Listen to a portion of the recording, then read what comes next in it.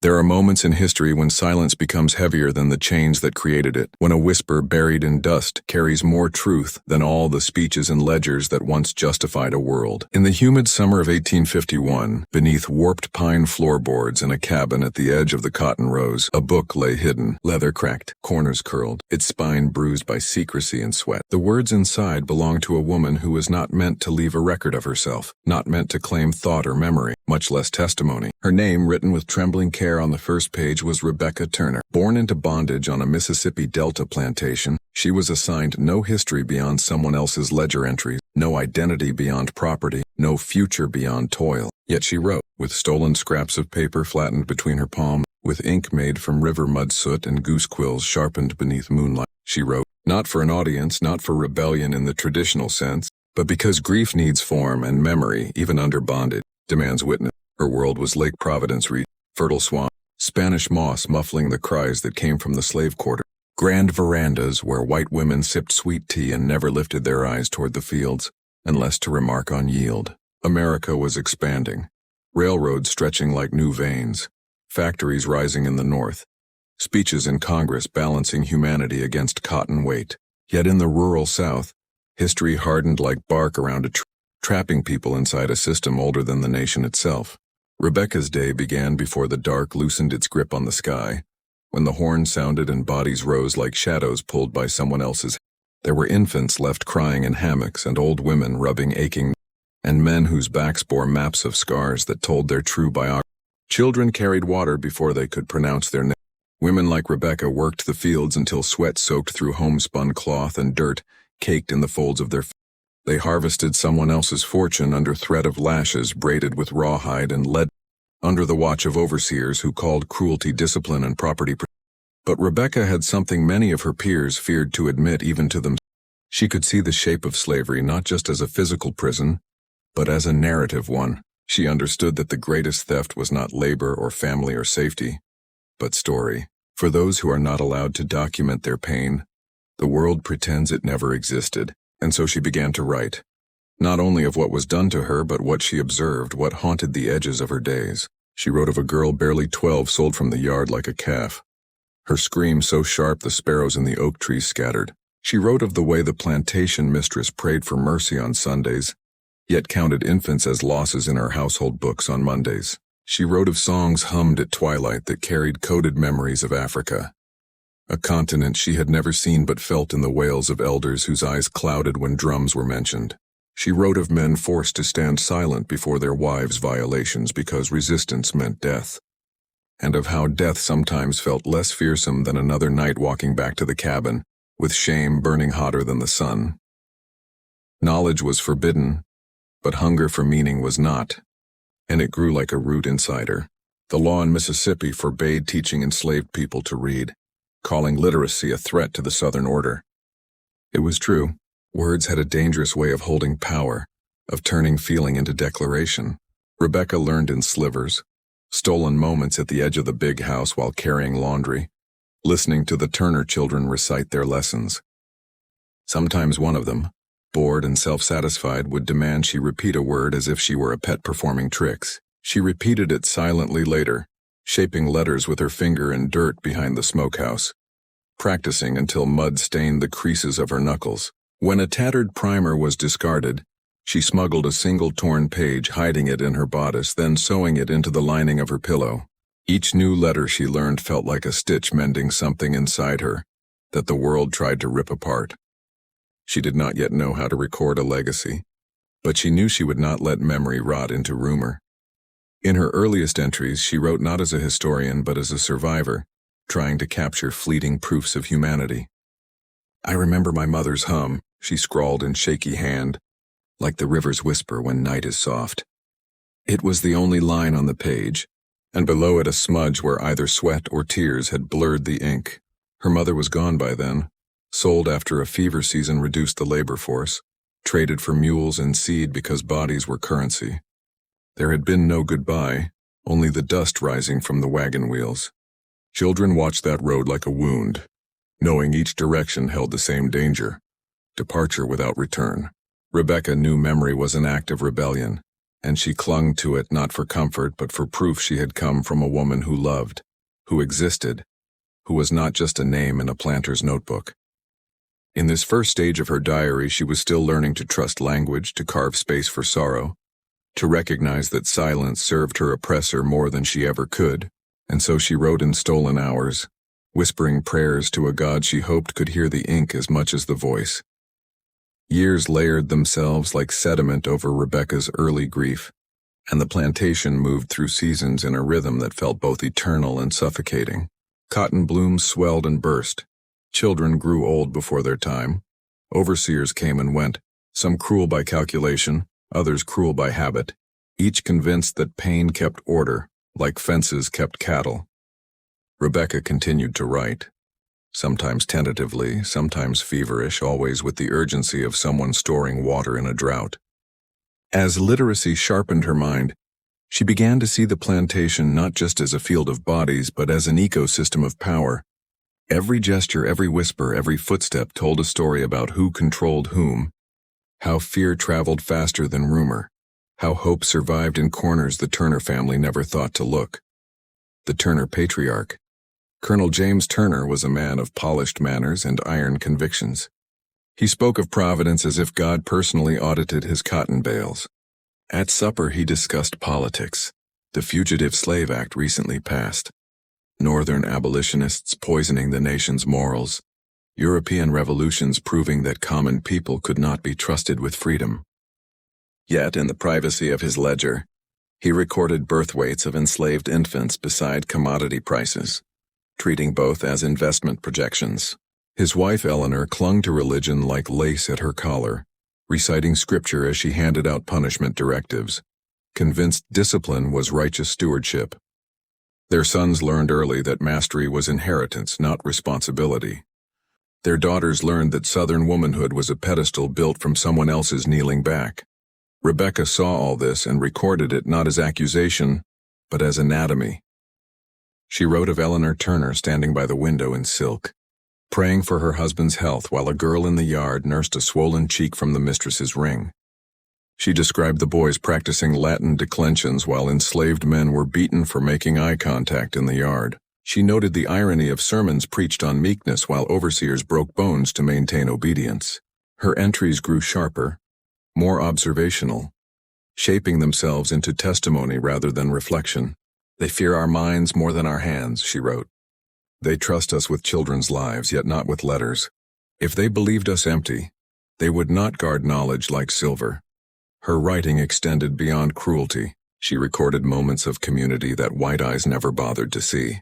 A grandmother teaching a lullaby woven from memories of the Bight of Benin.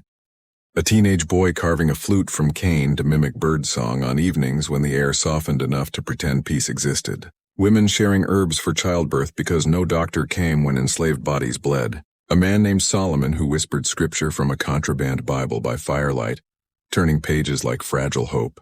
Rebecca wrote of whispered courtships formed in the space between exhaustion and dawn, where love was not luxury but survival, a way to claim ownership over one fragment of existence. In these pages she recorded the texture of enslaved life, not just brutality, but humanity fierce enough to bloom even in poisoned soil. It was during this period she learned that stories could also save bodies, not only spirits. One winter, when fevers crept through the cabins like hungry ghosts, the plantation doctor prescribed purges that killed as often as they cured. Rebecca documented the suffering, but also listened to the elders who brewed tonics from bark and root, medicines carried from Africa through memory alone. She wrote the recipes phonetically, aware that knowledge could disappear if the old ones died. This is memory older than cotton, she noted, older than chains. If I forget, they win twice. She did not claim to be a healer, but she became a keeper of the knowledge that white science dismissed yet slaves trusted with their lives. Her diary became both witness and archive. The greatest danger she faced was discovery not by the Turners, but by other enslaved people terrified of consequences. Fear was not betrayal. It was the logic of survival. Some whispered she was tempting God's wrath by inviting punishment that would not fall only on her. Others protected her silently, turning their bodies like shields when footsteps approached her cabin at night, creating harmless distractions when overseers drew too near. Human networks formed like roots underground, invisible yet essential. She knew secrecy was her only shield, but also understood community was her only refuge. The balance was delicate, like walking a tightrope above fire. In this phase of her writing, she began to recognize the psychology of power. She observed how white women could be both victims of patriarchy and collaborators in slavery, how poor white overseers violently policed slaves to distance themselves from the humiliation of their own class status, how enslaved men sometimes adopted cruelty to feel control in a world that robbed them of dignity. She saw how oppression metastasized, spreading from master to house servant to field hand in chains that were social as much as iron. Evil is a habit, she wrote, fed by fear, dressed as order. Her understanding moved from personal suffering to systemic critique. Though she never would have used that term, she simply knew that harm was learned, repeated, justified, and never satisfied. As her mind expanded, so did the risk. A dropped page, an ink stain, a glance held too long at a discarded newspaper. Any could betray her. Yet she continued because by then, writing was not an act but a pulse. One evening, she wrote of a dream in which she stood on the riverbank watching boats drift south, men shouting, chains clinking. She tried to speak, but her mouth filled with cotton. She woke choking on tears, gripping her diary like a tether to reality. "Words are breath," she scrawled after calming. "If they steal breath from us, we must steal it back in secret." Her diary grew heavier with history, even as she remained light enough to move quietly through the plantation, absorbing, recording, surviving. The future was uncertain, the path narrow, but in her pages a new kind of resistance germinated, ink-rooted, memory-driven, shaped not by the dreams of escape only, but by the desperate insistence that a life lived under bondage was still a life worthy of record. She was not yet planning revolution. She was planting remembrance. In a world where erasure was an institution, writing was rebellion enough. Conflict sharpened in the early 1850s as national tensions over slavery thickened like storm clouds. The newspapers Colonel Turner read crackled with debates from Washington, speeches furious with moral certainty on both sides.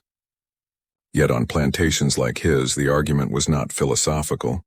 It was intimate and immediate, stamped into skin. As abolitionist tracts circulated through port cities and whispers of escape songs drifted from the Carolinas to the Mississippi River, planters grew paranoid. Patrols doubled, laws tightened. Punishments intensified not because rebellion surged, but because fear did. Rebecca felt this shift in the air before she saw it in action. Fear has a scent, iron and sweat and smoke, and soon it clung to the quarters like humidity. One evening, she witnessed the arrival of a man dragged back after an attempted escape. His name was Elijah, strong-backed and quiet, known for repairing tools with patience uncommon in forced labor. Rumor said he had tried to follow the river north, believing water remembered freedom routes. When they caught him, they beat him so thoroughly his own shadow seemed reluctant to follow. Rebecca did not record the lashes. Numbers became meaningless after the first 10. She recorded instead the silence of the enslaved watching, how eyes lowered not from indifference but from the unbearable weight of helplessness. "Pain divides us when we most need each other," she wrote. "Our tears fall unseen because to cry is to risk showing hope still lives." That night, women gathered behind one cabin humming low, braiding cloth strips into a cushion for Elijah's wounds, reciting prayers from memory, not Bible pages. Rebecca knelt beside them, crushing comfrey leaves, watching steam rise as someone poured hot water over herbs. Healing rituals were acts of defiance. Every time a slave body recovered, it resisted the plantation's design to break rather than mend. She wrote not of the brutality but of the tenderness. Hands wiping blood, a lullaby older than English. The way one woman held Elijah's head as if holding the world steady. "We survive by stitching each other back together," she noted. "They do not see this, and so they cannot stop it." Around this time, a preacher from Natchez visited to hold Sunday service for the enslaved. He preached obedience, quoting verses twisted into chains, calling suffering a divine test. His voice boomed righteousness while slaves sat stiff beneath heat and watchful eyes. But later, in cabins, an elder named Ruth reinterpreted scripture through memory and justice. Moses did not ask Pharaoh for patience, she whispered. He commanded freedom. Rebecca wrote those words with trembling reverence. Religion on plantations was a battlefield. Sermons used as shackles by owners and as wings by the enslaved. The Bible could justify cruelty or ignite resistance depending on who held the verse. One day, Colonel Turner's youngest son, Thomas, barely 15, brought home a book from school. It contained speeches by classical philosophers. He mocked their talk of liberty, calling them foolish Greeks who understood nothing of economy. That night, Rebecca found the discarded wrapper from that book near the kitchen and tucked it beneath her dress. She held the fragment like evidence that even the masters were educated on freedom, while denying it to others. In her diary, she wrote, "They teach their sons to honor liberty so they may better deny ours." She no longer saw literacy merely as knowledge, but as exposure to hypocrisy. Unease grew in her like a slow-building fever. Rumors circulated of slave revolts in other states, of northern newspapers calling slavery a national sin, of planters meeting to discuss vigilance. The whippings became harsher, the nights quieter, as if everyone held breath waiting for something unnamed. It was during this tense season that a new overseer arrived, Mr. Harlan, a man whose smile never reached his eyes, whose boots struck the ground like threats. He believed order came from visibility, so he patrolled constantly, appearing suddenly behind men at the well or beside women sorting cotton. His presence frayed nerves. Children stopped laughing freely. Dogs barked more. Even the sky seemed to dim under his surveillance. When he found a scrap of paper near the smokehouse and could not identify its source, he lined the men up and questioned each, though he knew none would confess. Rebecca watched from distance, heart pounding, clutching her diary that night as if it might burn a hole through the boards. She began hiding pages separately, tucking some under hearthstones, sewing others into mattress corners, trusting that even if discovered, fragments might survive. The diary was no longer just her story. It was witness to many who had no way to speak, a ledger of dignity. She feared not only punishment but erasure. One evening she wrote, "If they take my body, let my words slip through their fingers." The ink blot after that line suggested her hand shook. Her emotional world expanded as she matured. She noticed desire among the enslaved, a dangerous, delicate thing. Love was currency and threat, binding and heartbreak. She wrote of a couple separated by sale, how the man carved her name into a tree before collapsing.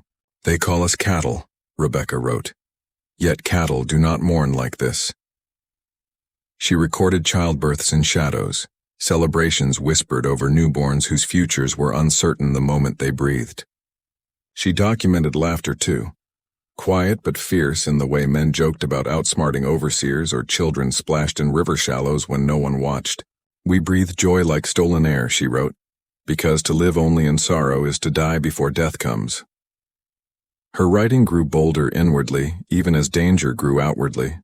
She contemplated escape not in physical terms but philosophical ones. "Freedom," she recorded, "is not only where the body goes, but what the spirit refuses to accept." She was aware that her diary might one day serve not herself but someone else, someone who would need proof of humanity against future lies. She sensed history might bury truth if voices like hers did not claw upward. The world around her tightened. Her resolve deepened. She no longer wrote just to endure. She wrote to ensure. The turning point of Rebecca's life and the diary's tone arrived without announcement. In the ordinary way catastrophes often begin. A new child was born in the big house, a girl named Caroline. The Turners viewed her birth as extension of their legacy, a future mistress groomed to command. At the same time, a boy named Moses was born in the quarters, his mother, Dinah, laboring in silence except for one sharp cry that sliced through the night like a blade. 2 infants entered the world on the same plantation, yet their destinies diverged before they took first breaths. The milk given to the pale infant in lace bowls was drawn from the breasts of a woman who laid her own child asleep on a dirt floor pallet. Rebecca wrote, Two souls side by side, one lifted to cradle, the other placed in dust. Both cry the same, only the world tells them different. Dinah grew weak after birth, and Rebecca helped tend her, mixing teas, wiping sweat from her brow.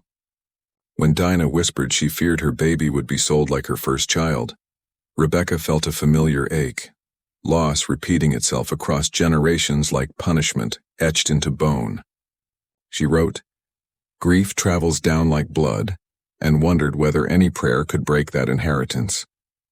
Meanwhile, Caroline Turner thrived under lace blankets while enslaved women rotated night duties to keep her fed and quiet. Rebecca recorded the irony. Our arms raise their children while our own cry unattended. She saw motherhood as battlefield where love fought against power, with no armor but endurance.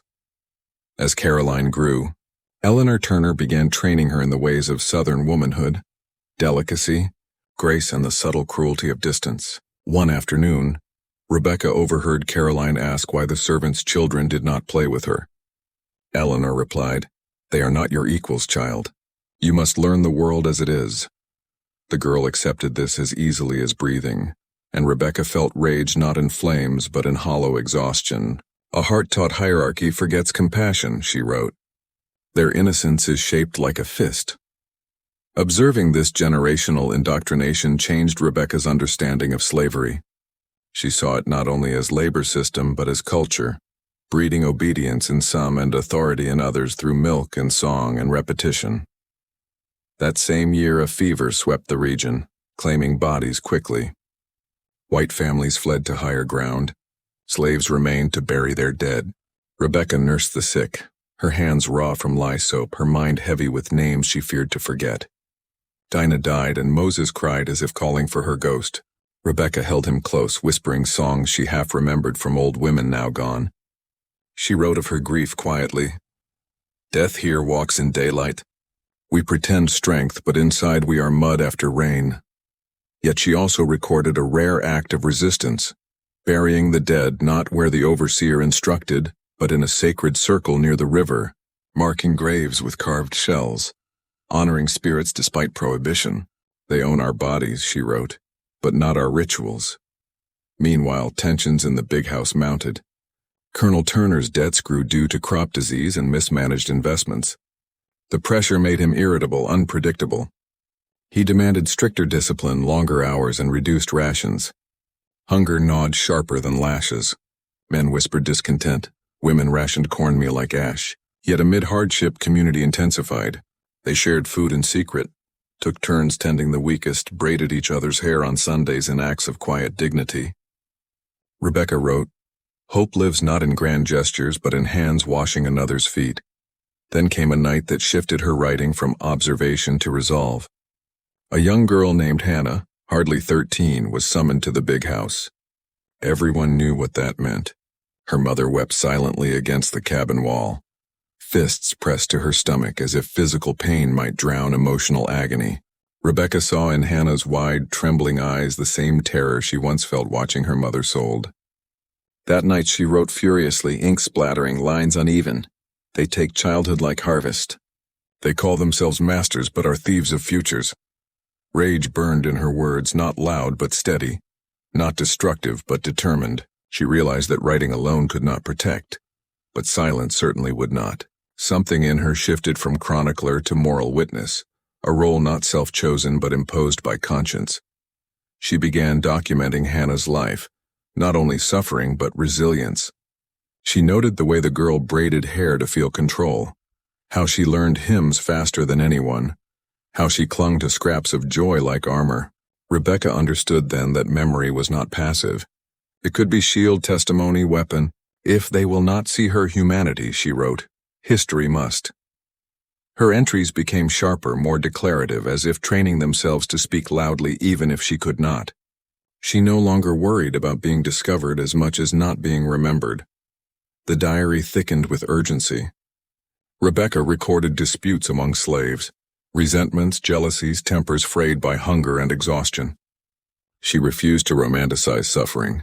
"Bondage breaks us in ways we hide," she wrote. Yet she also captured forgiveness, laughter returning like stubborn spring, A boy carving a boat from driftwood and floating it in a puddle pretending it was the sea. We dream small dreams because big ones break too easily. That line stood alone on a page, heavy as prayer. The emotional strain of witnessing so much pain while carrying forbidden literacy carved deeper lines in her face. She dreamed often of running, but knew she could not leave those whose stories she carried. Freedom for one felt hollow when others drowned. Her diary became collective voice shaped by shared sorrow and stubborn dignity. She understood at last that if she survived, her role was not only to endure, but to ensure truth did not vanish when bodies fell. I am vessel, she wrote, not chosen by glory but by necessity. In those words lay the seed of legacy. By the time Rebecca reached her late 20s, the plantation's rhythms felt like tides, predictable yet capable of sudden violence. The cotton fields stretched like a white sea each harvest season, bending spines until bodies curled like question marks, yet change like a faint wind before a storm, crept across the land. News circulated in whispers. Escaped slaves reaching Canada, Harriet Beecher Stowe writing about cruelty, preachers in the North calling slavery a national stain. Though forbidden, some enslaved people heard fragments of these rumors, and each rumor planted a seed of possibility more dangerous than any weapon. Rebecca recorded the effect. Hope spreads like fire beneath water, unseen but unstoppable. This period brought a subtle shift in her writing, from sorrow to analysis, from personal memory to shared condition. She dissected not only cruelty but its machinery. She noted how masters used division, pitting field hands against house slaves, women against men, older against younger. She saw psychological warfare dressed as discipline. Chains are not only iron, she wrote. They are lies told often enough that some begin to believe them. She observed how enslaved people internalized fear, sometimes policing each other to avoid punishment, sometimes mistrusting kindness because betrayal came easier than safety. Yet she also observed the opposite, bonds forged through hardship stronger than blood. She described a circle of women gathering secretly to teach children songs of Africa, woven with hope, each note defying silence. During this era, an incident occurred that deepened her understanding of power. A planter from a neighboring estate visited, accompanied by an enslaved man who carried his coat and cane. The man stood silent, gaze lowered, movements precise, but when the white man entered the house, he exhaled as though shedding armor. Rebecca happened to see him close his eyes for a moment, face cracking into weariness before he resumed his mask. She recognized that look. It was the face of someone surviving by performance. That evening she wrote, "Slavery is theater in which we play roles they force upon us, but inside we remain ourselves, and that is victory." She began to explore identity not as fixed but as resistance, an inner life guarded so fiercely it became sacred. One day, an old man named Isaiah collapsed in the field. His hands, once strong enough to lift barrel and bale, now trembled like thin branches. The overseer ordered him up. Isaiah could not move. They dragged him aside and left him under a tree as if labor defined his right to breathe. Rebecca brought him water at dusk. His voice was faint but steady. "You writing still?" he asked. She froze, fear clenching her chest. "I seen the way you watch," he whispered. "Ain't no harm in remembering." He did not ask to see the pages. He only nodded slowly. "Make sure they know we lived." That night she added a line more vow than observation. "I will not fail you." As she aged, Rebecca became keeper of stories. Children came to her for lullabies, elders for confession, mothers for comfort. She wrote births, deaths, small triumphs like a girl sneaking an extra biscuit from the kitchen, or a man carving a walking stick with African symbols, reclaiming heritage forbidden to him. But she also recorded darkest truths. A woman forced into the Turner household after the mistress fell ill, serving not as maid, but as convenience. A boy whipped for speaking up. A husband sold after defending his wife's dignity. She did not sensationalize. She documented with steady, unflinching detail. "Truth does not need ornament," she wrote. "It bleeds on its own." Her mind expanded beyond plantation borders. She learned geography through overheard lessons. Ohio, Massachusetts, Canada. names like distant stars guiding slaves who dared to dream of north. She traced routes in her mind, mapping rivers and crossroads, storing knowledge like currency. She recorded folk knowledge too. Moss grows thicker on north side of trees, stars point to freedom, owls call omen. Her pages blended fact and folklore because enslaved life relied on both. Hope is compass and myth, she wrote. Without either, we drown. It was around this time she began teaching secretly, not formally. Lessons flowed through song, storytelling, traced letters hidden in dirt. She chose women first, knowing literate men raised suspicion quicker. She pretended to weave baskets while forming letters with reeds, and those who learned shared with others. Literacy spread like secret harvest. She wrote, "They fear our minds because they cannot chain thought," and smiled privately when she saw a young girl mouthing syllables beneath breath. Punishment increased as plantation profits faltered. Colonel Turner aged into bitterness, Eleanor into fragile piety. Their children, now young adults, divided between arrogance and restlessness. One son left for law school, convinced of his future as statesman. One daughter married a banker from New Orleans, her wedding lace sewn by slave hands that would never wear silk. Through these transitions, Rebecca observed continuity, beauty built on pain, progress sown with exploitation. She wrote of wedding bells ringing while a woman in the kitchen bled from childbirth unattended. Their celebrations sit on top of our sorrow like sugar on bitter bark. Despite growing resolve, fear never vanished, especially at night, when dogs howled and wind carried whispers of patrols, when torches flickered at distant properties signaling punishment or pursuit. She dreamt often of fire, not destruction but cleansing, fields burning so new roots might rise. Yet she feared real burning, cabins set as warning, pages turned to ash. Every night before sleeping, she touched her diary to ensure it still existed. It became anchor and burden, salvation and danger. Emotionally, Rebecca changed. She no longer saw herself as girl robbed of mother, but as woman carrying many mothers' stories. Grief matured into responsibility. She experienced moments of light, gleaming river at sunset, laughter around stew pot, rare day of early rest, but they floated atop deeper currents. She stopped asking why suffering existed and instead asked how dignity survived within it. Her writing turned philosophical. Freedom is memory refusing to bow. Pain may shape us but does not own us. To endure is not to submit. She became, without saying so, theologian of captivity. Yet longing still pulsed beneath. She dreamed of touching ground where no overseer stood, of choosing when to wake, whom to hold, what to call herself. She longed not for luxury but for ownership of time. Time, she wrote, is the first thing they steal and the last we reclaim. That line echoed through later pages like refrain. Though she did not yet act beyond writing and teaching, the tension in her pages suggested something simmering, a quiet rebellion gaining shape. She knew history might swallow her silence, so she chose voice. Quiet, yes, but unstoppable. The final years before the diary's hiding were marked by upheaval, personal, social, spiritual. The political nation trembled toward conflict, but the plantation world felt the tension more intimately, as if every interaction held weight. Colonel Turner's temper, soured by failing yields and debt, became unpredictable. Overseers enforced quotas ruthlessly.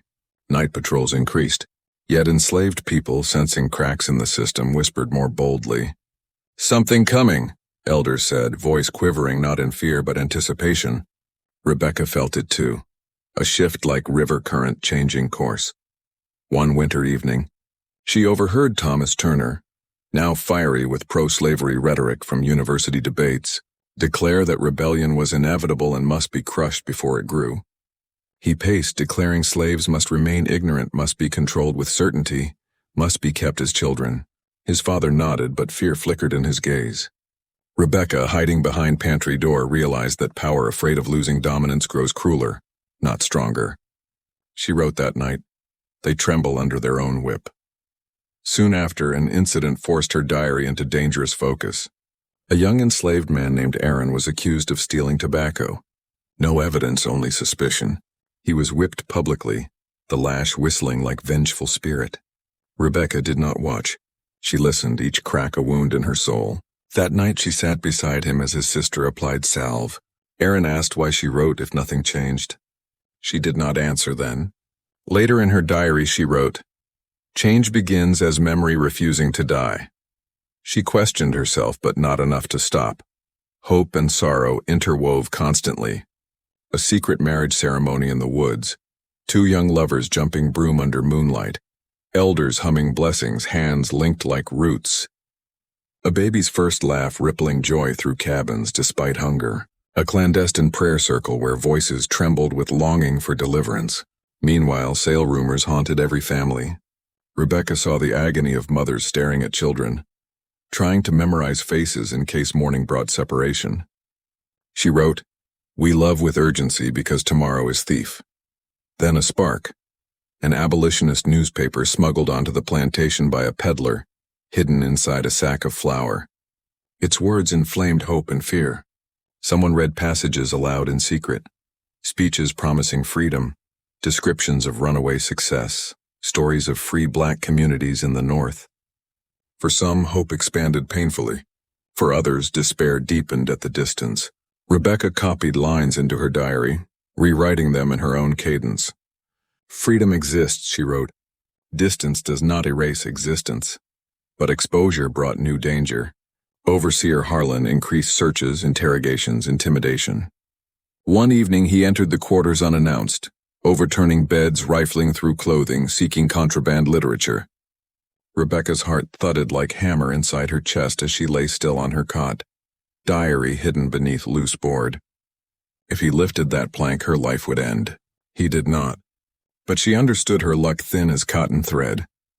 She began planning, not escape of body, but preservation of words. She separated pages, sewed some into hems, buried others in clay jars near oak tree roots. "Words must scatter like seeds," she wrote. "If one is found, others must grow." Her faith evolved in these years. She still prayed, but prayer became dialogue rather than plea. She sought God not in overseer sermons, but in river flow, star patterns, elders' stories. "God walks where chains cannot reach," she wrote. She saw divine presence in compassion, in resistance, in survival. She believed deliverance would come, not always in life, but in truth revealed after death. Her diary embraced dual theology. Earthly justice fought for by human hands, eternal justice held by ancestors waiting beyond. Emotionally, she hardened and softened simultaneously.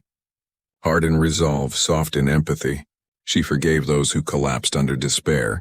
She refused bitterness because bitterness rotted spirit faster than labor broke body. She wrote, "We must not become mirror of masters, aware cruelty could infect both sides of power dynamic."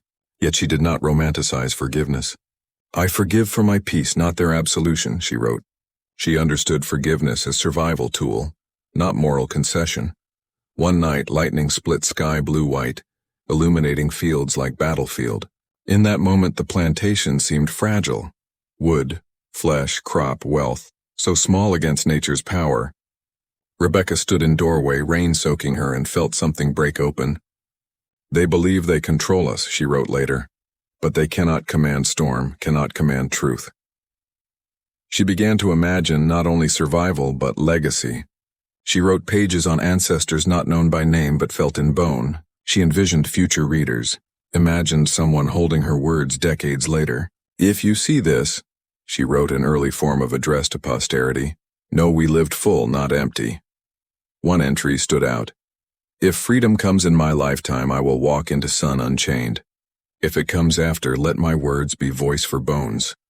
This was her covenant. She no longer feared death itself, only erasure. She wrote feverishly in coming weeks as if time thinning. She cataloged tools of oppression, but also strategies of survival. Songs, codes, mutual care. She recorded personal truths. Longing for child she never bore, ache for mother lost, pride in endurance. She wrote of fear as constant companion, but not master. Courage, she wrote, is breath taken despite threat. And she prepared. Pages thinned, ink faded in places, but resolve thickened. She sensed end of diary approaching. Not because story ended, but because danger demanded closure. She sharpened entry style, moving from observation to declaration. "We are human. Memory is rebellion. History will answer." She believed future must listen, and she was right. Future must listen, and she was right. The final season of the diary was autumn. Leaves browning, river lowering, air thick with harvest dust and rumors of national fracture. Change loomed like thunder, yet had not broken. For Rebecca, this was time of reckoning. Her writing slowed outwardly, but intensified inwardly. She captured essence rather than detail, truth distilled like medicine. Everything I have seen, she wrote, lives here. If pages fall silent, no silence holds sound. During cotton-picking frenzy, exhaustion swallowed the quarters. Yet spirit refused surrender. One evening, a group gathered by riverbank, singing spiritual that rose like wind. The refrain, "Wade in the water," carried coded path to freedom but also baptismal meaning. Rebecca listened, heartful. She realized her diary was baptism too, immersion in truth, emergence in dignity. She wrote, "Song lifts chains from soul." Then came final incident. A rumor reached Plantation. Abolitionists near river aiding escapes. Panic erupted among whites. Patrols doubled. Harlan grew vicious, barking threats, whipping at slightest pretext. Fear prickled skin like nettle. Yet hope flickered, unstoppable. One young man attempted escape. He was caught, beaten, chained. His blood-marked yard. But his attempt ignited something. That night, Rebecca could not sleep. She stared at moonlight and felt choice pressing. "Silence is collaboration," she wrote at dawn. "I choose witness." She knew discovery of diary meant death, not only hers, but punishment for many. Yet she continued final entries. She wrote farewell not as end, but as offering. She addressed unborn generations. "If you breathe free air, remember us." She addressed enslaved comrades. "We endure not in vain." She addressed oppressors indirectly. "Power is illusion that ends with last breath." She prayed without pleading. Blessed without bitterness, her final pages carried mixture of pain and transcendence. She wrote of a child laughing at butterfly, symbol of transformation. She wrote of river swirling like time. She wrote of dreams where ancestors walked fields not as slaves but as soil owners. She felt future pressing near like horizon trembling with dawn. She confessed fear but did not bow to it. "I am afraid," she wrote, "but I am not defeated." She then hid the diary. She placed pages in jars between boards and fabric seams. She kissed cover gently as if laying child to bed. No dramatic farewell, only quiet certainty. And she kept one page close to heart. On it, final words. "We lived." Remember, the diary disappeared into darkness and Rebecca returned to labor, to breath, to survival. History's record did not note her death nor mark her grave. She did not see war come, did not see chains break, did not witness jubilee. But long after blood dried and fields changed hands, a plank shifted, a jar cracked, a page breathed again.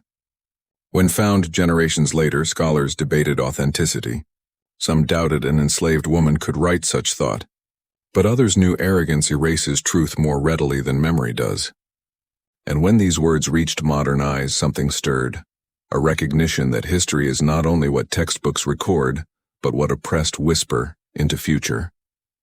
Her diary existed because she willed it so. Her truth survived because silence could not hold it.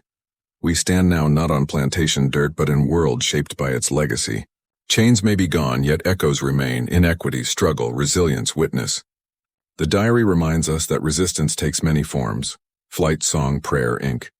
It shows that voices once buried can rise, demanding not sympathy but acknowledgement, and it challenges us. What truths today are we ignoring? Who writes unheard? Whose suffering future generations will ask why we did not see? Rebecca Turner did not live to see freedom, but freedom lives partly because of voices like hers. She proved memory as weapon against tyranny and story a kind of liberation. She carved humanity into pages so future could not pretend ignorance. Her diary is not relic. It is call, to remember, to reckon, to honor, to speak, and as long as her words breathe, silence loses.